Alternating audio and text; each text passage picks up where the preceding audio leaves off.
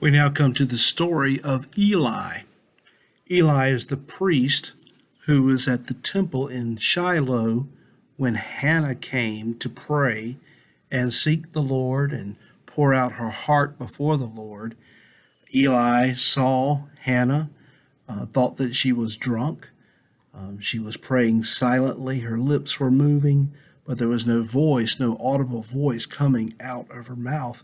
And therefore Eli thought that she was drunk. Later he learned that she was not drunk, but she was actually being very sincere and praying and seeking the Lord to answer her request, her supplication.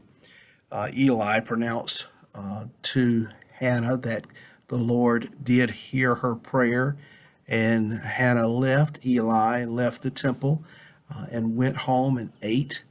We are told that Hannah did conceive and bore the son Samuel. Samuel is the one who would grow up under the tutelage of Eli there in the temple, at least for a short period of time as he was a child. And there we pick up in the story of Eli and now his sons. We find that Eli is not a perfect man by any measure of the word, even though he is a priest. His sons, they were not formally instructed in the law of Moses. We see that in the way that they conducted themselves as they would be priests in the temple as well. And when they were priests, they would use a three-pronged fork, a flesh hook, to draw out the meat, the portion of meat that was used in the sacrifice to the Lord, the fat portion that was supposed to be for the Lord completely.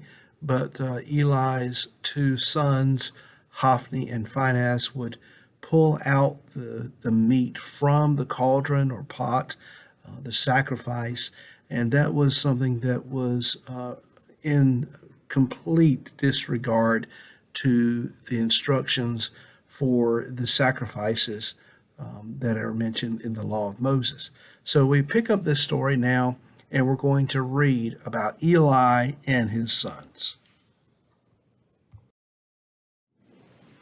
Now the sons of Eli were worthless men. They did not know the Lord.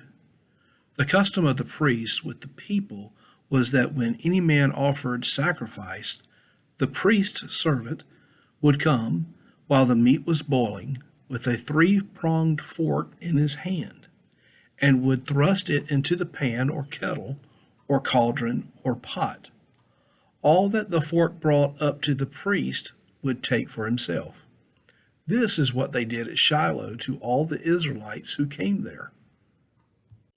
Moreover, before the fat was burned, the priest's servant would come and say to the man who was sacrificing, "Give meat for the priest to roast, for he will not accept boiled meat from you, but only raw." And if the man said to him, "Let them burn the fat first, and then take as much as you wish," he would say, "No, you must give it now, and if not, I will take it by force." Thus the sin of the young men was very great in the sight of the Lord, for the men treated the offering of the Lord with contempt. Samuel was ministering before the Lord, a boy clothed with a linen ephod, and his mother used to make for him a little robe and take it to him each year when she went up with her husband to offer the yearly sacrifice. Then Eli would bless Elkanah and his wife and say, "May the Lord give you children by this woman for the petition she asked of the Lord." So then they would return to their home. Indeed, the Lord visited Hannah, and she conceived and bore 3 sons and 2 daughters. And the boy Samuel grew in the presence of the Lord. Now Eli was very old, and he kept hearing all that his sons were doing to all Israel, and how they lay with the women who were serving at the entrance of the tent of meeting. And he said to them, "Why do you do such things? for I hear of your evil dealings from all these people. No, my sons, it is no good report that I hear the people of the Lord spreading abroad. If someone sins against a man, God will mediate for him. But if someone sins against the Lord, who can intercede for him? But they would not listen to the voice of their father, for it was the will of the Lord to put them to death. Now the boy Samuel continued to grow both in stature and in favor with the Lord and also with man. And there came a man of God to Eli and said to him, Thus says the Lord, Did I indeed reveal myself to the house of your father when they were in Egypt, subject to the house of Pharaoh? Did I choose him out of all the tribes of Israel to be my priest, to go up to my altar, to burn incense, to wear an ephod before me? I gave to the house of your father all my offerings by fire from the people of Israel. Why then do you scorn my sacrifices and my offerings that I commanded for my dwelling, and honor your sons above me by fattening yourselves on the choicest parts of every offering of my people Israel? Therefore the Lord, the God of Israel, declares, I promised that your house and the house of your father should go in and out before me forever. But now the Lord declares, Far be it from me, for those who honor me I will honor, and those who despise me shall be lightly esteemed. Behold, the days are coming when I will cut off your strength and the strength of your father's house, so that there will not be an old man in your house. Then, in distress, you will look with envious eye on all the prosperity that shall be bestowed on Israel, and there shall not be an old man in your house forever. The only one of you whom I shall not cut off from my altar shall be spared to weep his eyes out, to grieve his heart, and all the descendants of your house shall die by the sword of men.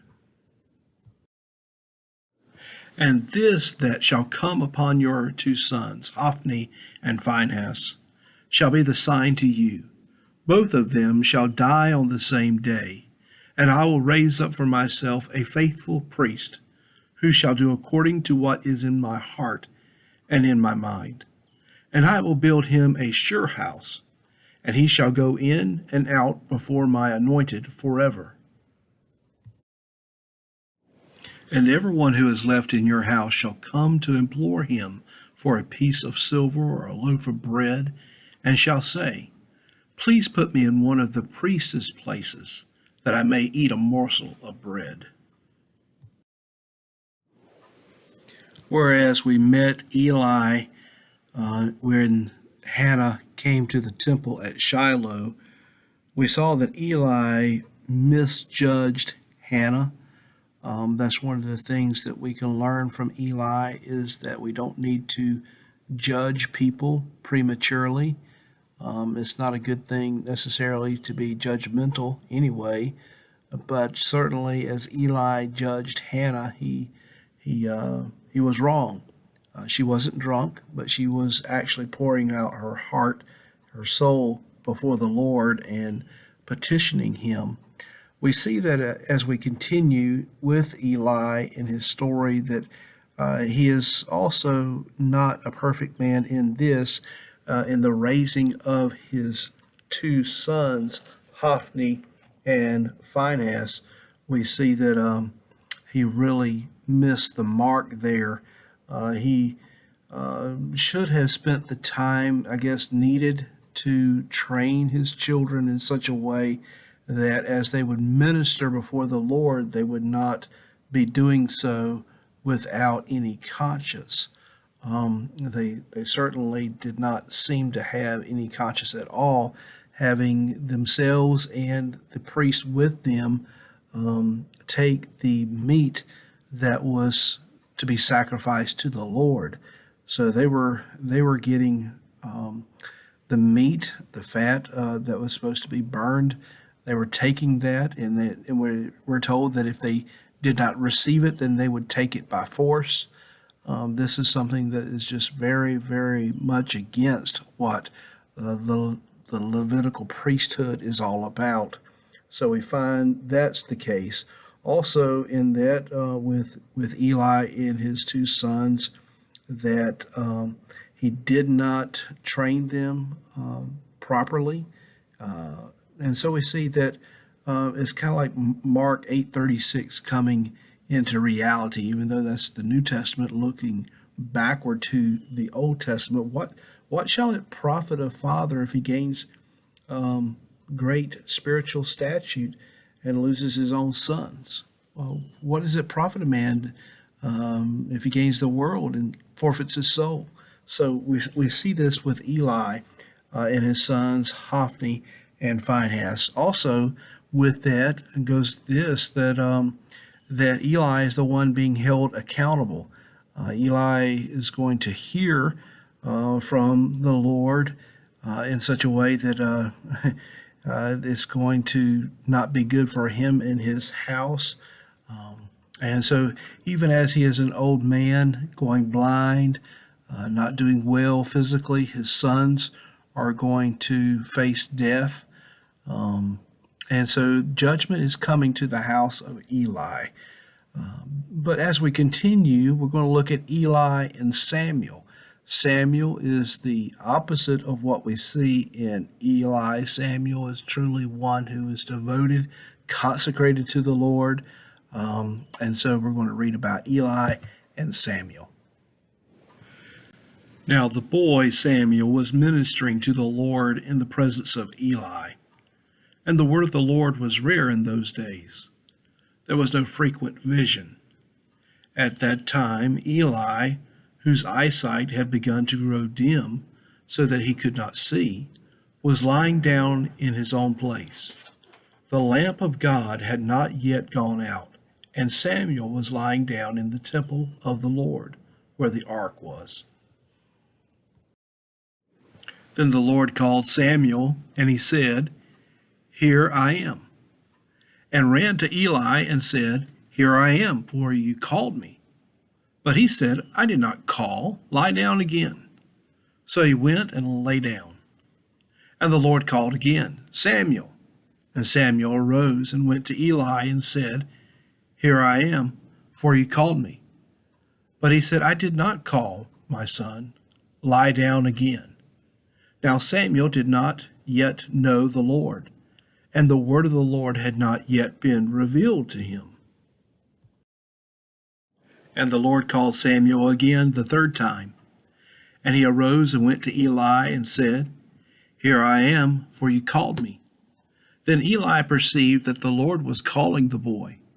Therefore Eli said to Samuel, "Go, lie down, and if he calls you, you shall say, 'Speak, Lord, for your servant hears.'" So Samuel went and lay down in his place. And the Lord came and stood, calling as at other times, "Samuel, Samuel." And Samuel said, "Speak, for your servant hears."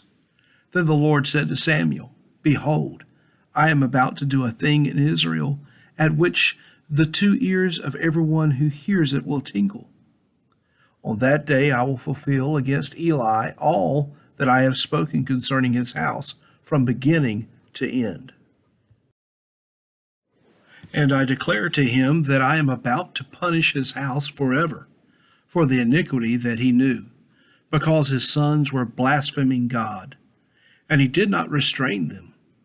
Therefore I will swear to the house of Eli that the iniquity of Eli's house shall not be atoned for by sacrifice or offering forever." Samuel lay until morning. Then he opened the doors of the house of the Lord. And Samuel was afraid to tell the vision to Eli. But Eli called Samuel and said, "Samuel, my son." And he said, "Here I am." And Eli said, "What was it that he told you? Do not hide it from me. May God do so to you, and more also, if you hide anything from me of all that he told you. So Samuel told him everything and hid nothing from him. And he said, "It is the Lord. Let him do what seems good to him." And Samuel grew, and the Lord was with him, and let none of his words fall to the ground.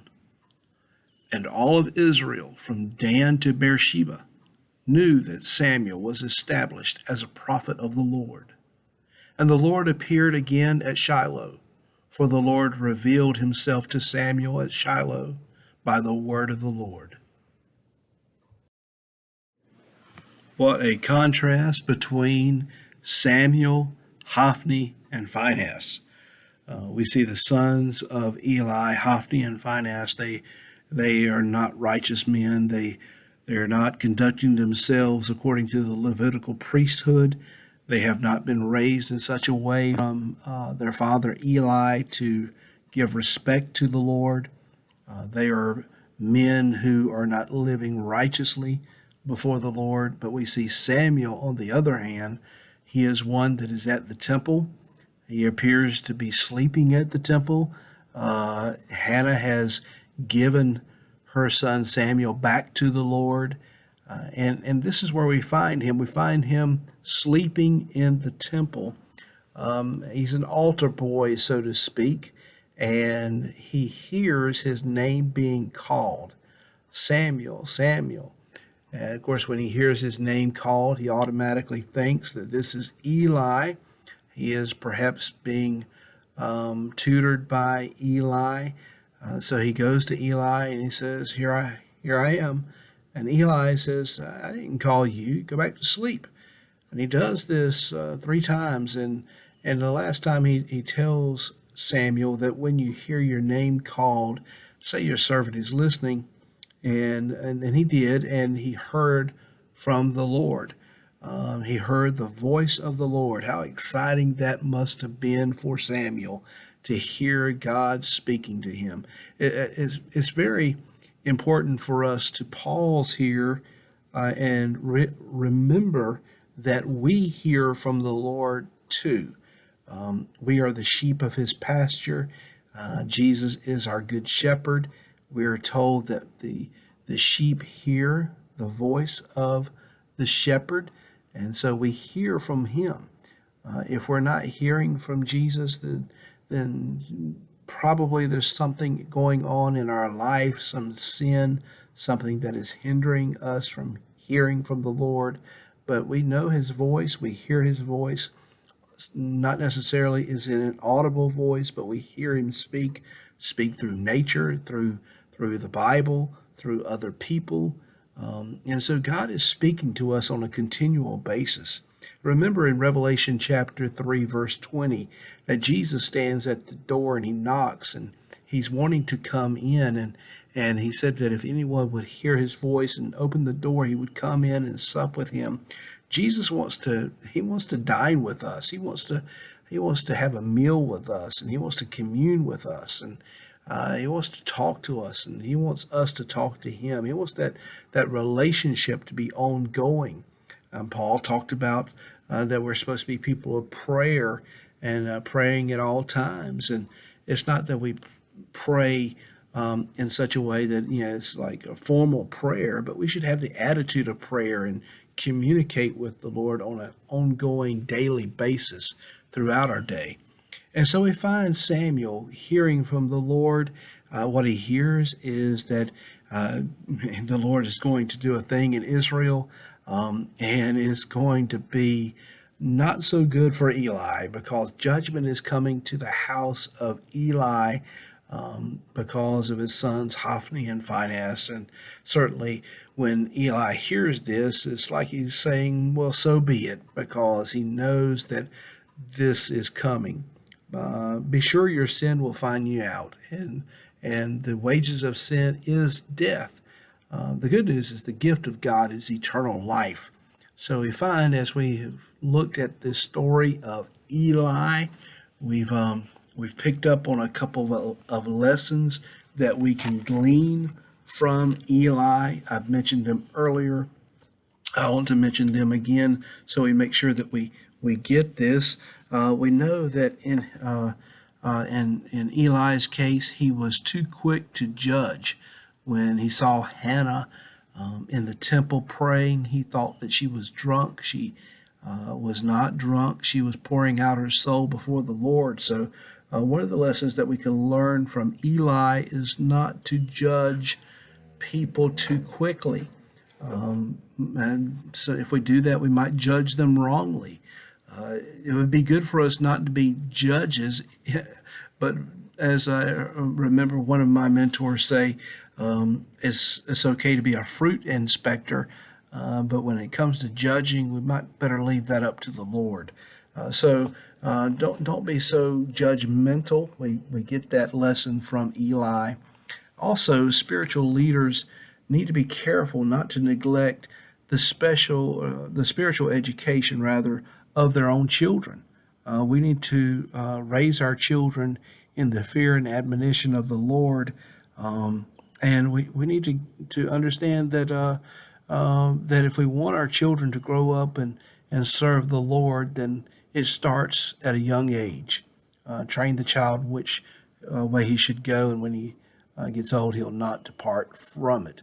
So that's important for us to glean that lesson as well. So this has been the story of Eli. Again, this is a survey course, so this is not going into great depth. But we look at the story of Eli. We see Hannah, we see Samuel, we see the sons of Eli, Hophni and Phinehas. We have a really good introduction to First Samuel as we've gone through these first three chapters. And on our next segment, we'll be looking at the story of the Ark of God, the Ark of the Covenant, not to be confused with Noah's Ark, but the Ark of the Covenant or the Ark of God, the story of the Ark of God.